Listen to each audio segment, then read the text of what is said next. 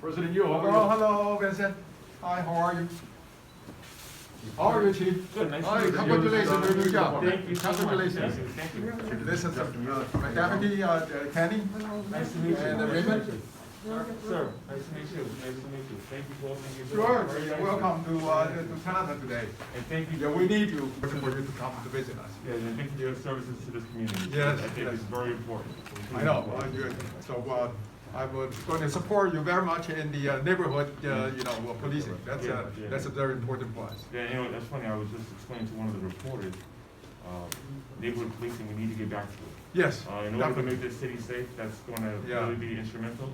Right. We have some great NCOs here in the 5th Yeah, Precinct. plain clothes and the uniform police Yeah. presence is, really assures the safety Yeah, of this community. Yeah. So I'd like to give you a welcome remark and that you going to say something Got it. to our community. Good. Good afternoon, everyone. Chief Harrison,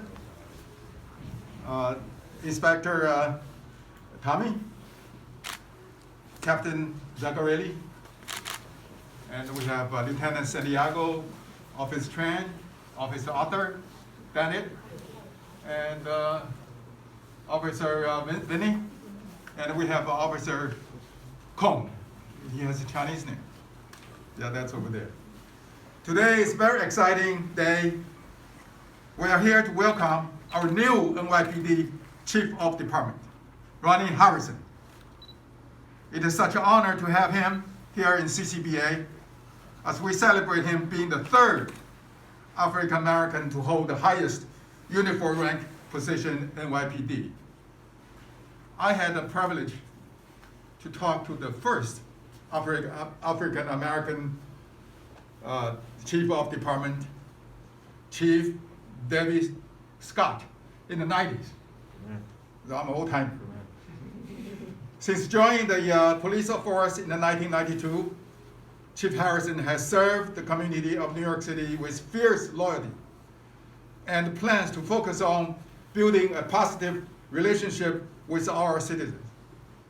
Some of the ways he hopes to do that is through the neighborhood policing and by being actively engaged with the residents on a consistent basis. The Chinese community support him as he's a part of our family. We also want Chief to know that we are strongly against any form of defunding police. If NYPD does not have the necessary resources, there's no way they will be able to do their job. As we all are aware, anti-Asian hate crime are on the rise and continue to inflict unbelievable pain across the nation.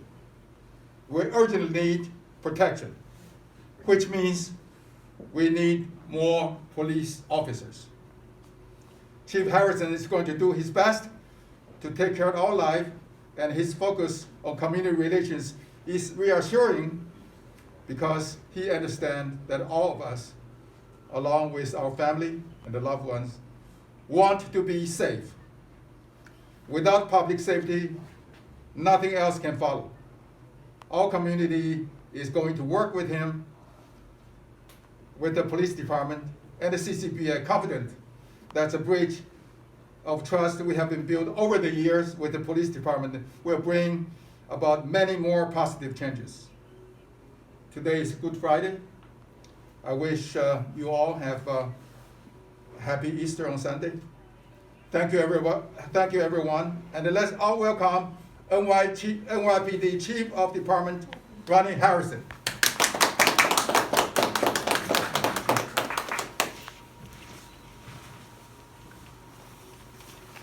Mr. President, thank you. Thank you for those kind words. And I want to make sure that you understand that there's a major commitment for the NYPD to protect Asian New Yorkers. Yes. You just take a look at what we have in the 5th Precinct. We have one of the best commanding officers in Paul St. Greeley. We have Tommy Ning that now oversees our Asian Hate Crimes Task Force that was a former precinct commander of the 5th Precinct. We put the right people in the right spots to protect this city.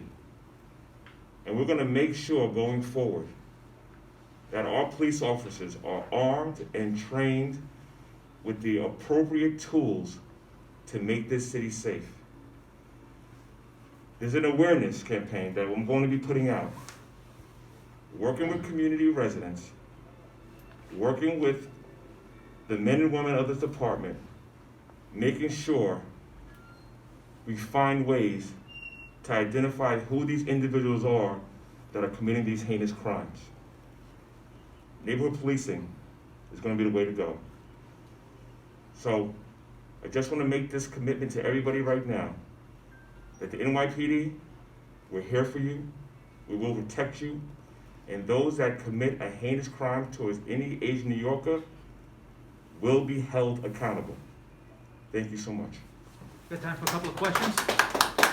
Through the judicial process to identify that perpetrator, and we put a lot of people in custody and held people accountable for committing those crimes. That was in 2020, and we need to keep that going in 2021, and that's why Tommy Ning is here to make sure those Asian investigators are assigned to those victims and walk them through the process to get these people into custody. This is this. If you happen to see a hate crime, do the best you can regarding get the clothing description and the direction of flight of that perpetrator so my investigators can track that individual down. And that's the message I want to get out today.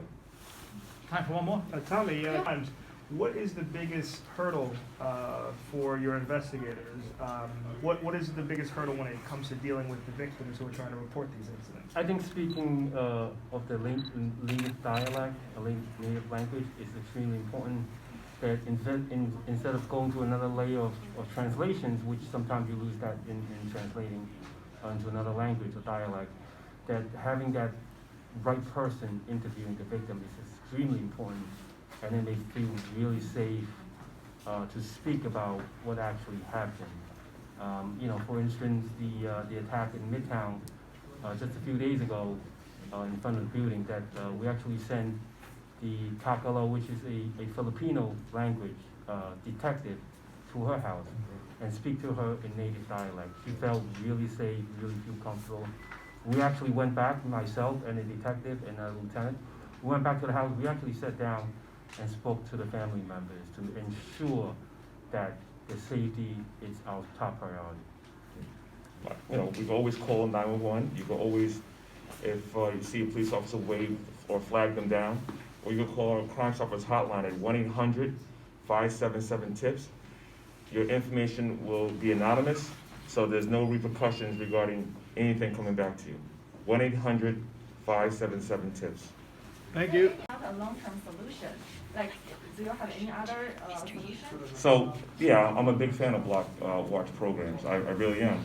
I'm not a fan of getting involved and getting physical with these assailants, but I will ask, more eyes are better.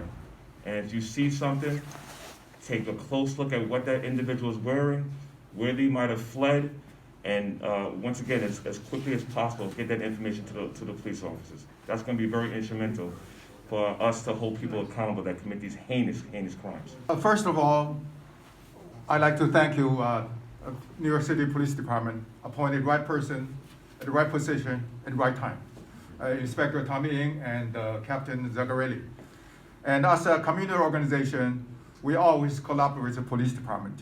And we like police department utilize this organization to help the community people, encourage community people to report this kind of crime.